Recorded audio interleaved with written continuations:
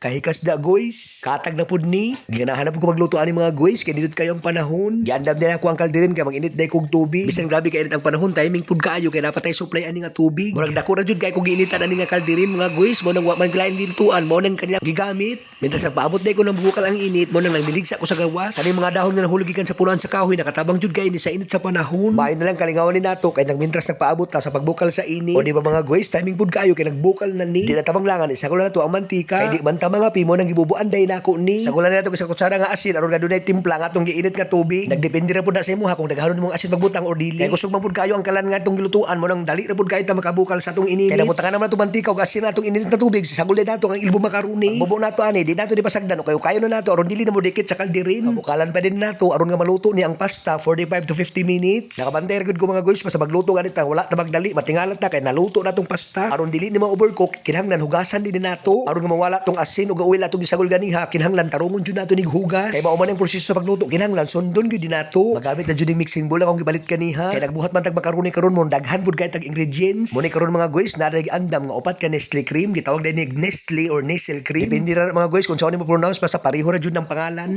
Kay hilig man kita magluto kinahanglan na naagyud tayo originality sa pagluto ani mga guys. Abi pa lang nila nagsurog-sundog nagsirok-sirok sa taani. Wow papil.